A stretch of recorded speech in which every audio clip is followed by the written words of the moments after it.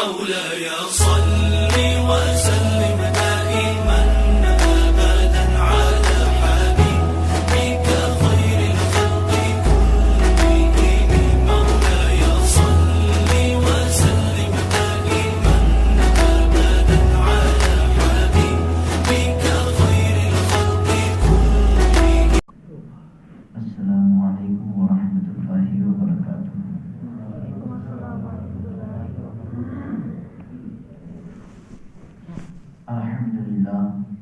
الحمد لله الذي أبدع الأفلاك والأرضين، والصلاة والسلام على من كان نبيا وآدم بين الماء والدين، وعلى آله وأصحابه أجمعين، أما بعد، فأعوذ بالله من الشيطان الرجيم. بسم الله الرحمن الرحيم.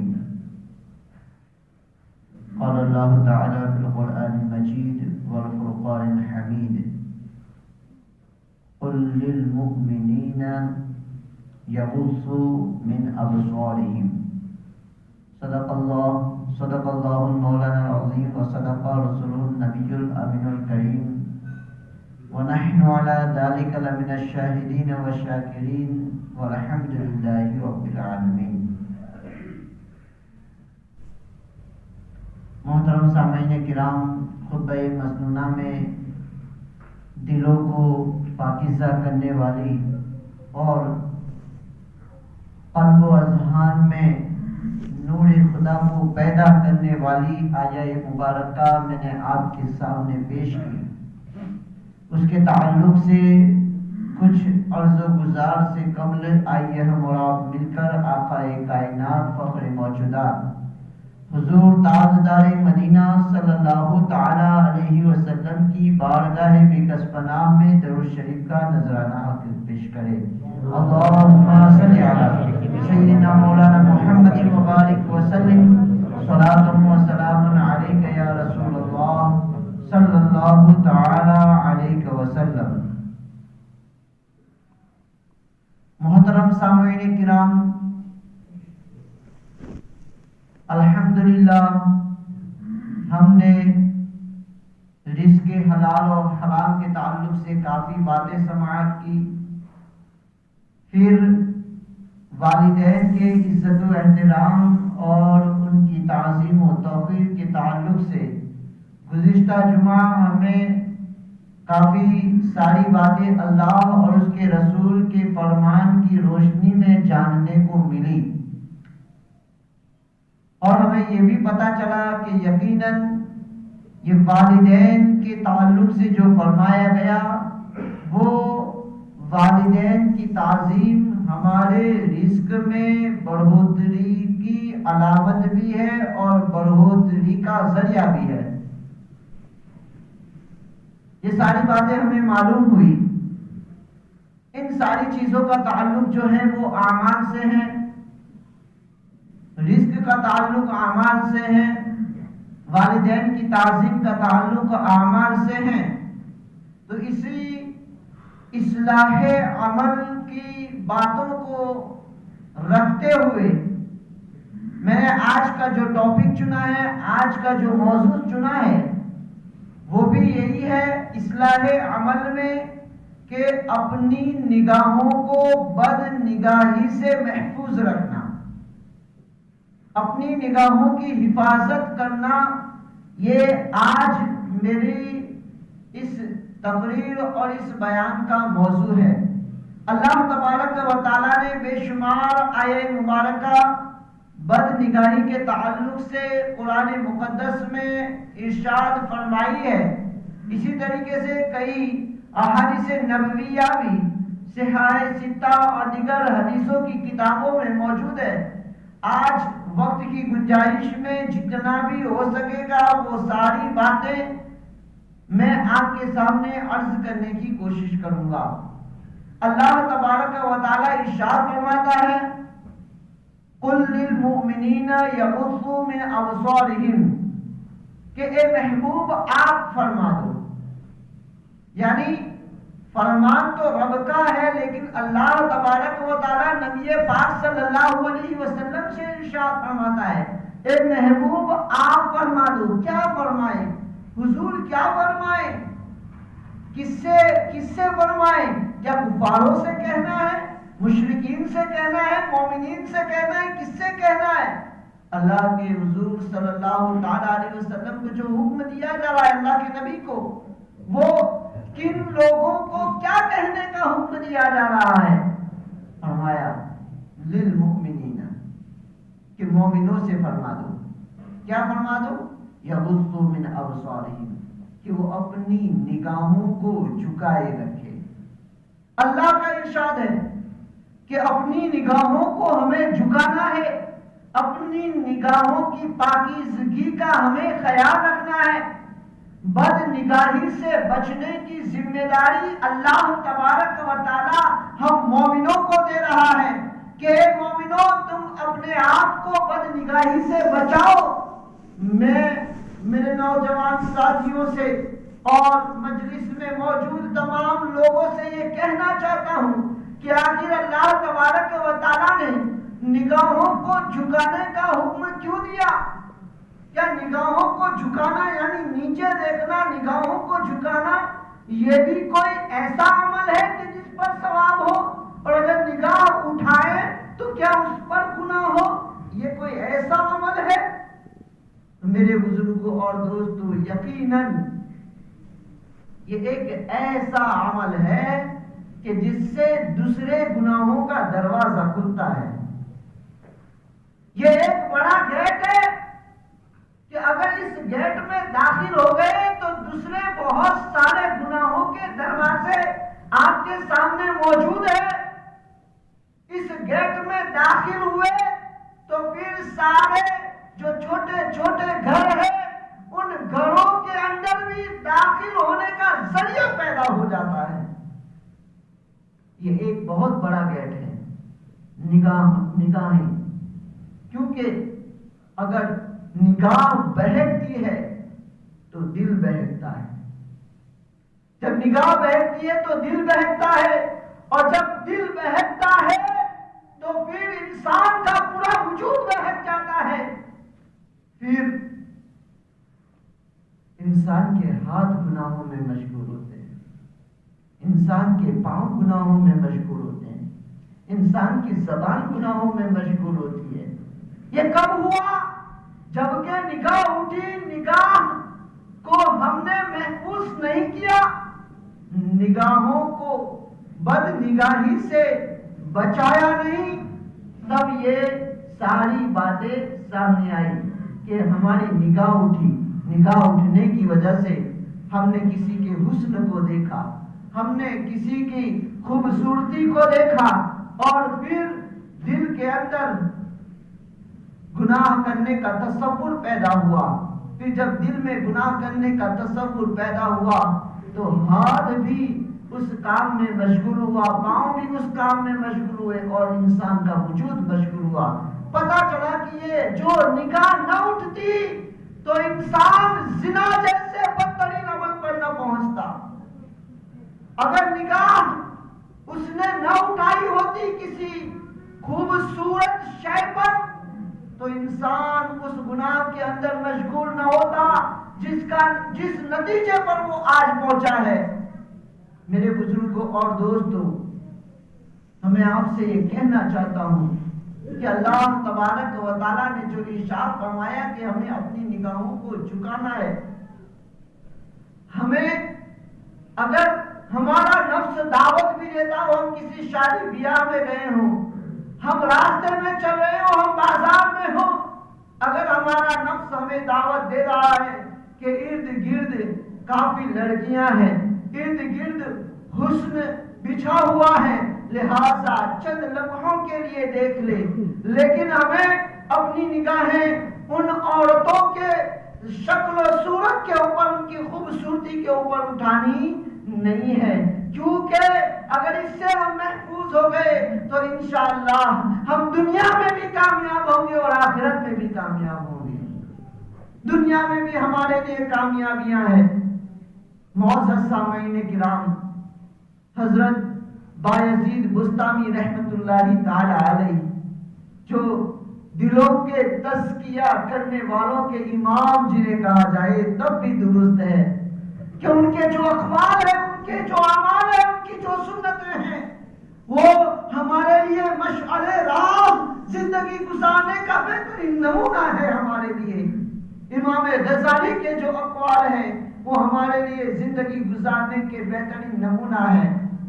یعنی امام غزالی، حضرت بایزید بستامی اور صحابہ کرام میں لے تو حضرت علی کرم اللہ وجہ کریم کے وہ اقوال سبھی جو قدم قدم پر ہمیں ایک ایسا سورج چمکدار سورج نظر آتا ہے کہ اگر اس کی روشنی میں چلے تو کبھی بھی اندھیرا نہ آئے گا، کبھی بھی اندھیرا نہ آئے گا۔ میرے بزرگوں اور دوستوں، حضرت بایزید بستامی رحمت اللہ تعالی علیہ سے ایک نوجوان آیا ان کی بارگاہ میں اور کہنے لگا کہ میں گناہوں سے بچنے کی کوشش کرتا ہوں، تمام گناہوں سے تو بچ جاتا ہوں، لیکن ایک گناہ ایسا ہے کہ جس سے میں نہیں بچ پاتا ہوں۔ اس گناہ سے بچنا میرے لیے مشکل سے مشکل تر ہے، میں نہیں بچ پاتا۔ بایزید بستامی نے پوچھا نہیں کہ وہ کون سا گناہ ہے بتاؤ مجھے، بلکہ نوجوان نے خود ہی بتا دیا۔ نوجوان نے کہا کہ میں جب راستے میں چلتا ہوں، بازار میں ہوتا ہوں اور دیگر محفلوں میں ہوتا ہوں جہاں عورتوں کا ازدحام ہوتا ہے، تو میں لاکھ کوششیں کر لوں لیکن میری نگاہ ان کے اوپر اٹھ جاتی ہے، جس کی وجہ سے اس نگاہ اٹھنے کی وجہ سے پھر آگے دل میں اور بھی گناہ کرنے کے خیالات آتے ہیں، لیکن میں اللہ کی بارگاہ میں رو کر کے پھر میں اس سے توبہ کرتا ہوں، پھر مجھ سے ایسا ہو جاتا ہے، میں کیا کروں؟ تو بایزید بستامی رحمت اللہ تعالی علیہ نے ارشاد فرمایا، میں ایک عمل دیتا ہوں، اس ایک عمل کو صرف اور صرف 15 دن تم اپنی زندگی کا معمول بنا لینا، انشاءاللہ پھر کبھی ایسا نہیں ہوگا۔ تو اس نوجوان نے کہا ضرور آپ مجھے بتائیں، میں اس بد نگاہی سے بچنا چاہتا ہوں۔ تو حضرت بایزید بستامی رحمت اللہ تعالی علیہ نے ارشاد فرمایا کہ جب جب تمہارا دل کہے کہ اس عورت کو دیکھ لے جو حسن کی پیکر ہے، اس عورت کو دیکھ لے جو خوبصورتی کا ایک بہترین نمونہ اور نظارہ ہے، جب تمہارا دل تمہیں دعوت دیتا ہو دیکھنے کی، تمہارا نفس تمہیں دعوت دیتا ہو دیکھنے کی، تو بس ایک تصور پیدا کر لینا کہ میرا خدا مجھے دیکھ رہا ہے، میرا خدا مجھے دیکھ رہا ہے۔ یہ تصور پیدا کر لینا اور یہ تصور پیدا کر کے صرف 15 دن اس پر عمل کرو، انشاءاللہ پوری زندگی تم اس گناہوں سے بچ جاؤ گے۔ نوجوان نے کہا ٹھیک ہے۔ پھر جب وہ باہر گیا، آپ سے رخصت لیا اس نے وہی عمل شروع کر دیا۔ جب جب نفس کہتا کہ یہ چلتی راستے میں چلتی ہوئی لڑکی کو دیکھ لے، کسی اور حسن کی پیکر عورت کو دیکھ لے، تو پھر وہ کہتا، اس کے دل میں وہ خیال آتا کہ میرا خدا مجھے دیکھ رہا ہے، میں چاہے کہیں پر بھی موجود رہوں، میرا خدا مجھے دیکھ رہا ہے۔ میں نوجوان سے کہنا چاہتا ہوں، میرے بھائی سے کہنا چاہتا ہوں کہ ہماری راتیں کیسی گزر رہی ہے۔ ہم یہ سوچتے ہیں کہ ہم موبائل کے اندر گندے مناظر جو دیکھتے ہیں ہمیں کوئی نہیں دیکھتا، ہم اپنی بیوی کی نگاہوں سے بچ کر کے ہم دیکھ رہے ہیں، ہم اپنے ماں باپ کی نگاہوں سے بچ کر کے دیکھ رہے ہیں، ہم اپنے دوست و احباب کی نگاہوں سے بچ کر کے دیکھ رہے ہیں۔ میں آپ کو بتاؤں، اللہ تبارک و تعالی ارشاد فرماتا ہے کہ زمین و آسمان میں کوئی جگہ ایسی نہیں جو اللہ سے پوشیدہ ہو، کوئی جگہ ایسی نہیں۔ ہم چاہے پوری دنیا سے بچ کر کے کوئی گناہ کر رہے ہو کہ اس دنیا میں کوئی شخص ہمیں نہ دیکھے، لیکن ایک ذات ایسی ہے میرے دوستوں، میرے بزرگوں، ایک ذات ایسی ہے کہ کوئی جگہ ایسی بنی ہی نہیں جو اس کی نگاہوں سے پوشیدہ ہو، کوئی جگہ ایسی نہیں ہے۔ تو اس نوجوان نے جب یہ تصور چند دنوں تک معمول بنائے رکھا، پھر وہ خوشی بخوشی 15 دن مکمل ہونے کے بعد وہ آیا اور بایزید بستامی سے کہنے لگا، حضور مبارک ہو حضور، خوشی کی بات ہے کہ جب سے میں نے یہ تصور اپنے دل میں پیدا کرنا شروع کر دیا، تب سے عشق الہی اور عشق مصطفیٰ میرے دل میں ایسا بس گیا کہ کسی اور کی محبت، کسی اور کا عشق اور کوئی لذت، وہ دیدار مصطفیٰ اور دیدار حسن خدا کے سوا کوئی لذت اور اس کی خواہش میرے دل میں موجود ہی نہیں رہی۔ اب میرے دل میں خیال بھی نہیں آتا کہ میں کسی لڑکی کے اوپر نگاہ اٹھا کر کے دیکھوں۔ نوجوان ساتھی، یہ بہترین عمل ہے، بس جب بھی ایسا ہو اللہ کی ذات کو یاد کر لینا ہے کہ اللہ ہمیں دیکھ رہا ہے۔ خواجہ معین الدین چشتی حسن سنجری رحمت اللہ تعالی علیہ، کہ جن کے دم سے ہندوستان میں کئی لوگ ہندوستان کے اندر کلمہ گو نظر آ رہے ہیں۔ میرے بزرگوں اور دوستوں، جب انا ساگر کے کنارے وہ اللہ کی عبادت میں مشغول رہتے اور لوگ آ کر کے چوک در چوک مسلمان ہوتے، تو پرتھوی راج کو بڑی فکر ہونے لگی اور وہ سوچنے لگا کہ آخر ایسا ہی چلتا رہا تو پھر ایک دن ایسا آئے گا کہ بہت سارے لوگ مسلمان ہو جائیں گے اور پھر ہمارے مذہب پر کوئی نہ رہے گا۔ تو اس نے جال بچھانا شروع کیا، عورتوں کا جال بچھانا شروع کیا۔ اللہ اکبر۔ آج جو مقام معین الدین چشتی حسن سنجری رحمت اللہ تعالی علیہ کا ہے، آج جو مقام غوث اعظم دستگیر کا ہے، میرے بزرگوں اور دوستوں، حضور غوث اعظم فرماتے ہیں، آج ہم کو تو زمین پر اگر چھوٹی سی چیز گر جائے تو ہم اس کو ڈھونڈنے میں مشغول ہو جاتے ہیں اور ہماری نگاہیں اس چھوٹی سی چیز کو دیکھ نہیں پاتی۔ غوث اعظم فرماتے ہیں کہ پوری دنیا میری نگاہوں میں ایسے ہی ہے جیسے کہ ہتھیلی میں رائی کا دانہ ہو۔ یہ مقام کیسے ملا؟ یہ مقام اللہ اور اس کے رسول کے جو فرامین ہیں ان کو اپنی زندگی کا بہترین رویہ بنایا، اپنی زندگی کا معمول بنایا۔ اللہ اور اس کے رسول کی نافرمانی نہیں کی، اللہ اور اس کے رسول کا تقویٰ اپنے دل کے اندر پیدا کیا۔ اللہ نے اتنا اونچا مقام عطا فرمایا۔ خواجہ معین الدین حسن سنجری چشتی رحمت اللہ تعالی علیہ، پتری راج نے خوبصورت سے خوبصورت لڑکیوں کو بلایا، سوچا کہ یہ جال بچھا دے، اگر وہ خوبصورت لڑکی کے بہکاوے میں آ جائیں گے تو پھر جو اثر آج ہو رہا ہے پھر وہ اثر باقی نہ رہے گا۔ لیکن فانوس بن کر جس کی حفاظت ہوا کرے وہ شمع کیا بجھے جسے روشن خدا کرے۔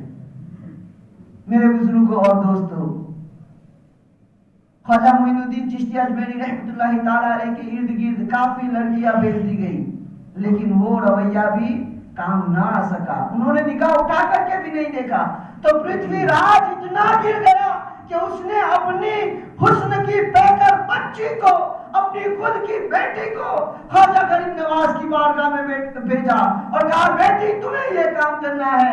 بیٹی نے کہا اور کوئی تو نہ کر سکا، بنارس سے بھی بلائی گئی تھی لڑکیاں، کئی جگہ سے بلائی گئی تھی لیکن کوئی نہ کر سکا، میں ضرور کر دکھاؤں گی۔ جب وہ جاتی ہے تو سب سے پہلے تو اپنا بدن پانی میں وہ بھگا لیتی ہے۔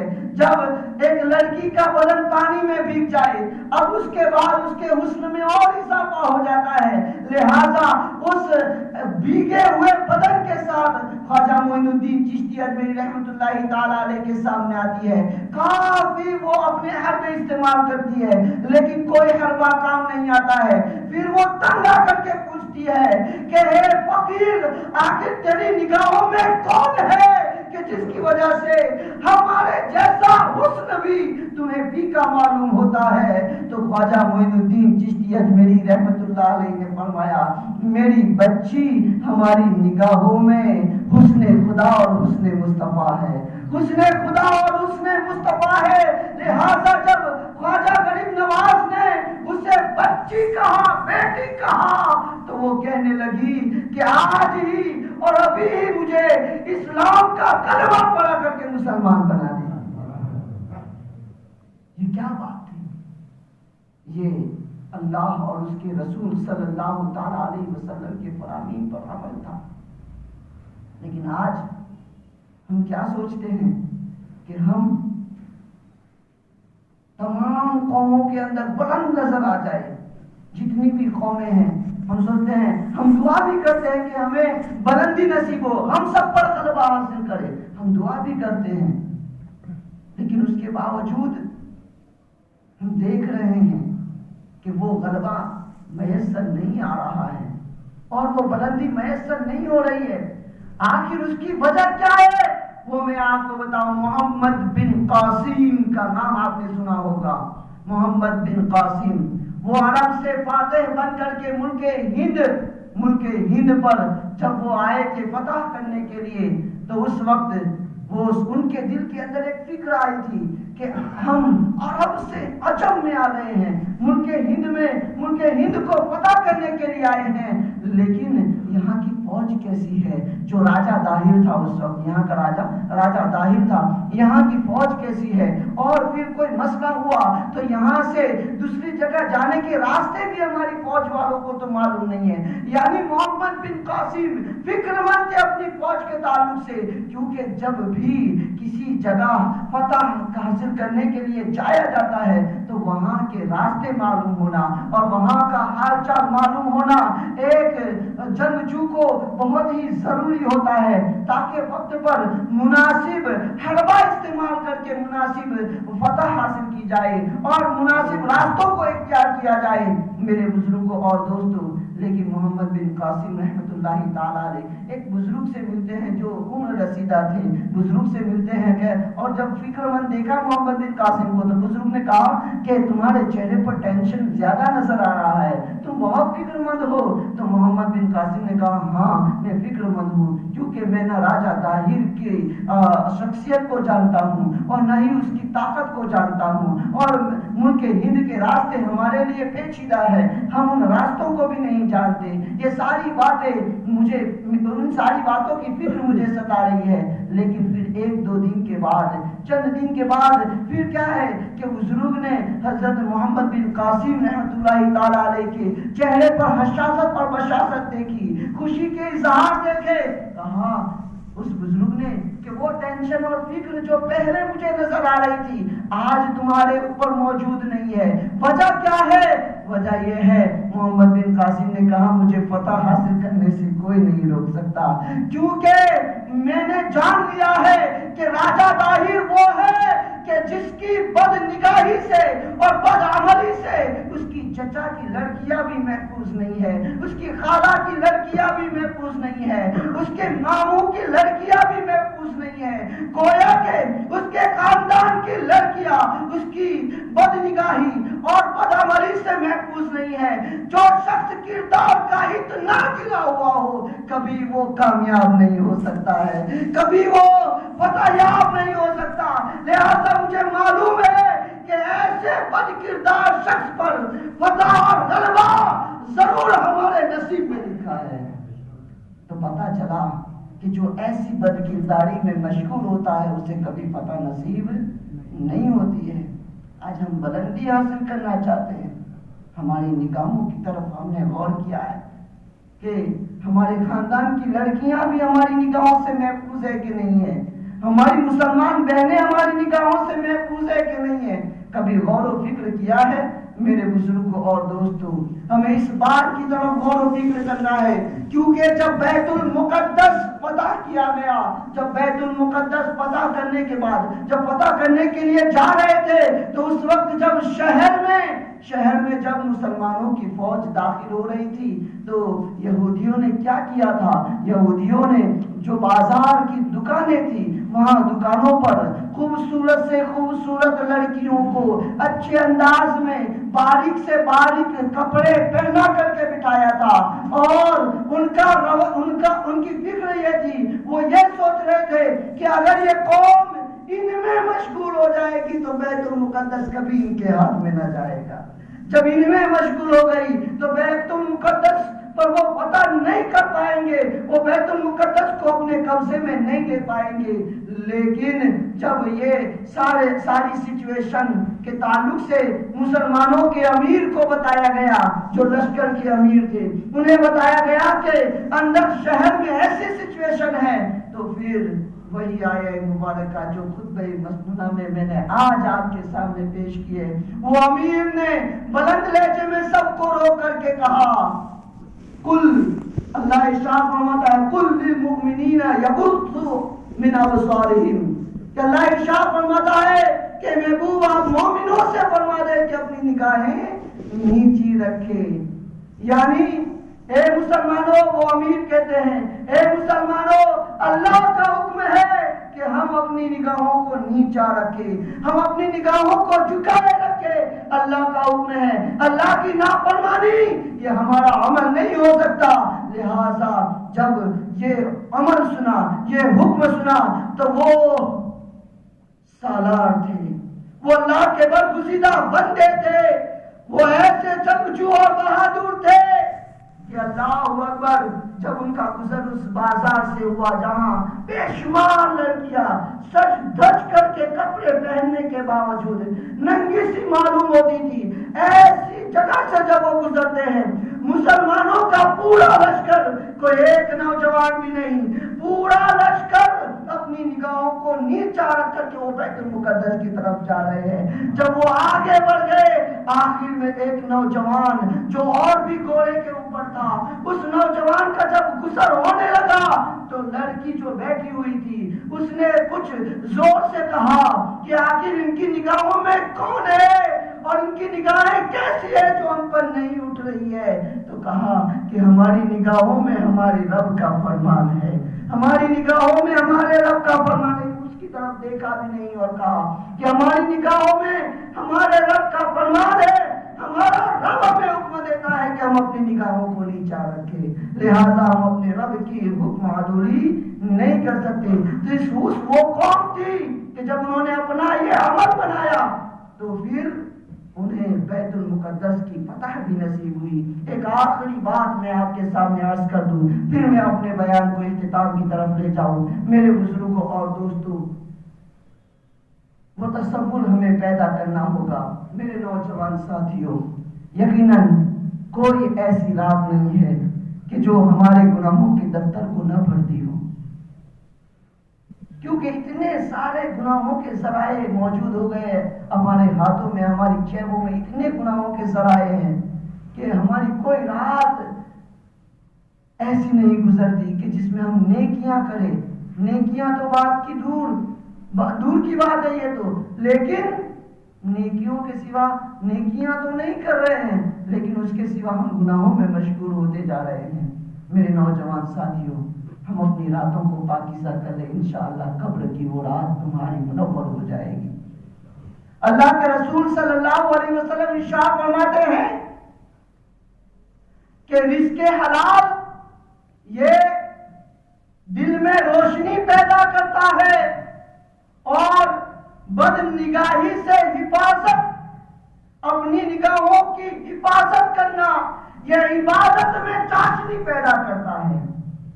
جو شخص اپنی نگاہوں کو پاکیزہ کرتا ہے، اسے سجدوں میں لذت پیدا ہوتی ہے، اسے سجدوں میں سرور آتا ہے۔ آج ہم سجدوں کی طرف کیوں نہیں آ رہے ہیں؟ آج ہم مسجدوں کی طرف کیوں نہیں آ رہے ہیں؟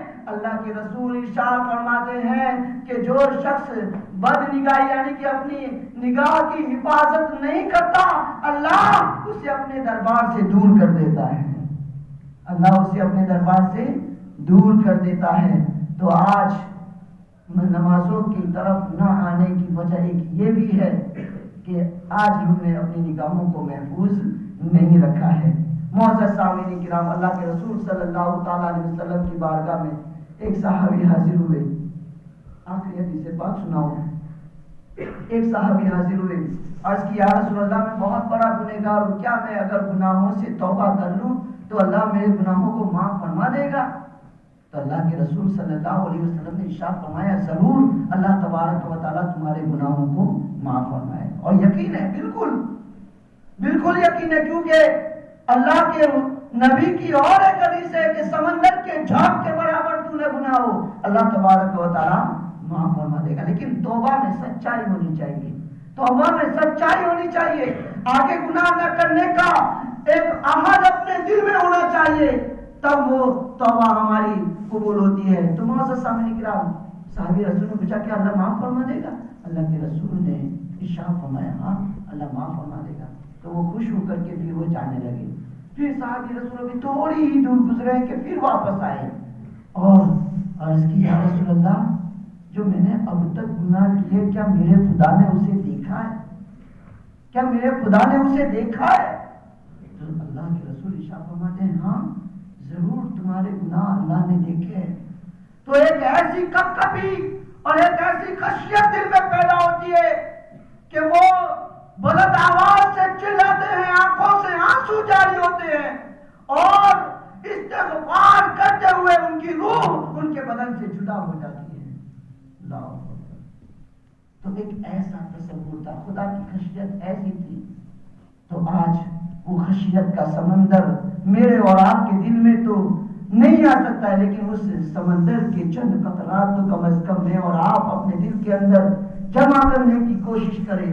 اللہ تبارک و تعالیٰ سے دعا ہے کہ پروردگار عالم مجھے اور سب کو ان ساری باتوں پر عمل کرنے کی توفیق رفیق عطا فرمائے۔ مجھ سے بولنے میں، سامعین سے سننے میں جو خطا ہوئی ہو، لغزش ہوئی ہو، پروردگار عالم سے معاف فرمائے۔ استغفر اللہ ربی من کل ذنب واتوب الیہ۔ السلام علیکم ورحمۃ اللہ وبرکاتہ۔